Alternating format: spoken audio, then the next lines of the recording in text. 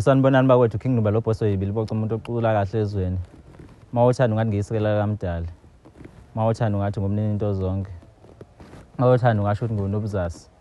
Mawuthanda ungasho ukuthi ngiyinkosi yamabhinca. Ngiyinkosi yakho konke ezweni. Bakwethu njoba nazi nani ukuthi umnyaka ka2022 lo ningithathe down since ngaqala ukwenza umculo. Ningithathe down ngingelutho nangibeka up nangenza umuntu qhubeka ningiphumelisa. Ngithathe down ngingelutho wangibeka up wangenza umuntu oqhubeka Nkosi ungiphumelelise.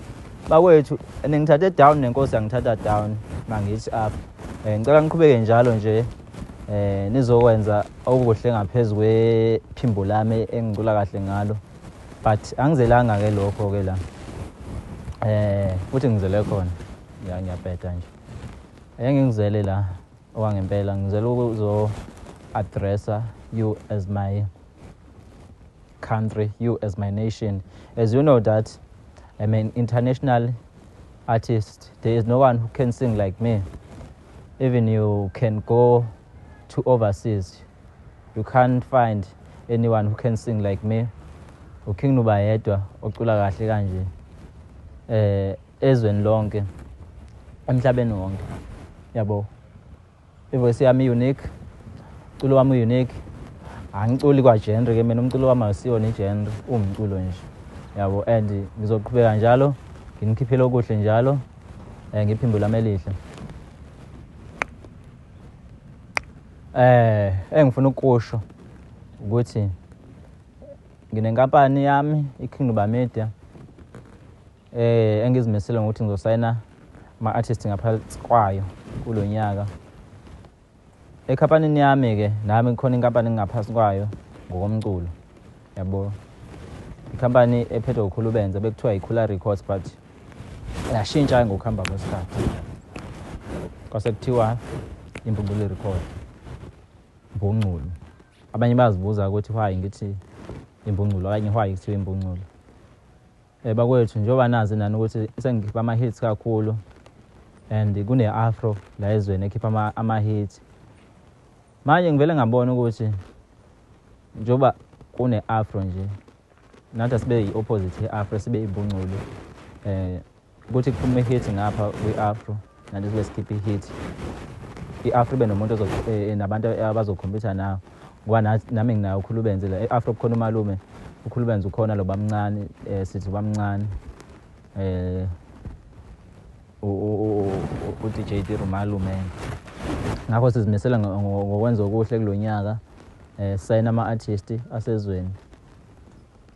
Umculo ngisazоqhubeka nawo njoba nazi nani ukuthi ngicula yonke into engiyifunayo nginekhono, noma ngacula ngani, noma ngacula ngesivalo, noma ngacula ngani kuyaculeka.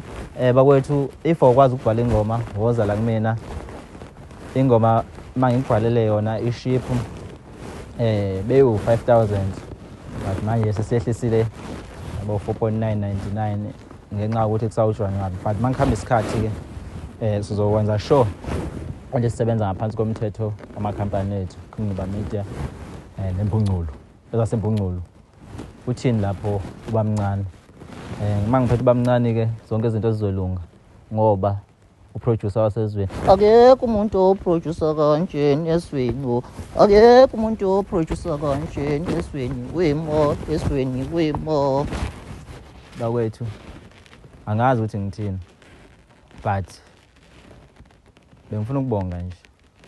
Until now I know that you will go with me sesiye phesheya kwey'lwandle nakuphi la bangifuna khona, ngoba bathi hayi bakaze bambona umuntu owenza kanje. Ngisho uma ngele ngisho umalume uChris Brown, okunye ngingaze ngikusho ke lokho ukuthi uChris Brown malume wami, my biological uncle, unokufika la ekhaya.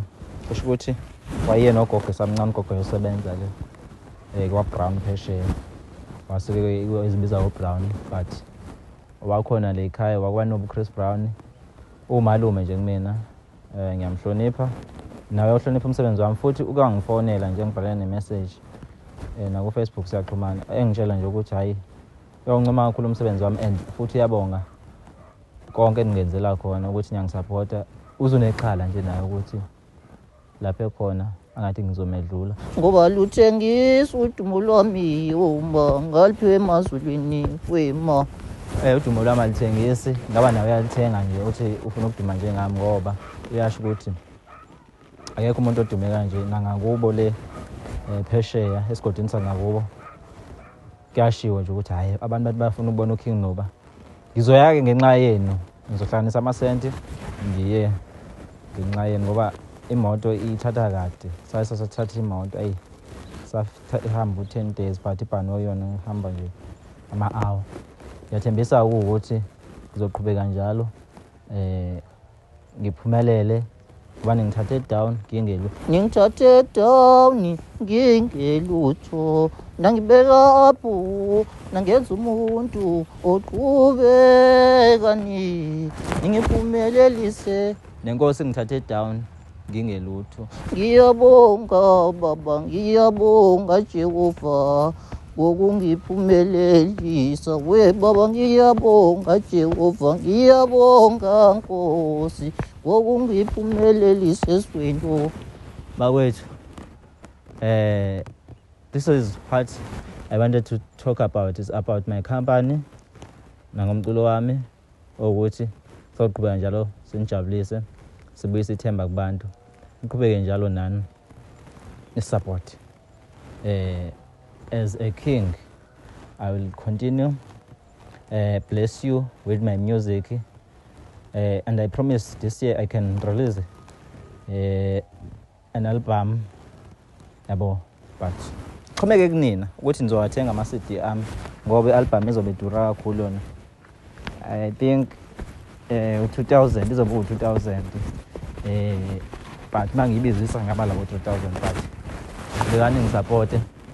Uma uzizwa nje ukuthi mbawethu ngizosayina amakhampani abaculi abaningi nekhampani nembongo record. Uma uzizwa nje ukuthi wena ne-voice noma ekhuluma woze e-studio wena thina sokusupport.